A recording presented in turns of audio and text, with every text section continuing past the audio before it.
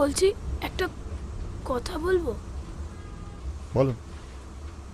রজতদা না বড় গায়ে হাত দেয়, আমার এসব একদম ভালো লাগে না। তারপর মদ খেলে তো চূড়ান্ত অবস্থা, ঢলে ঢলে বারবার গায়ের ওপর পড়ে। আচ্ছা এসব কি বলো তো?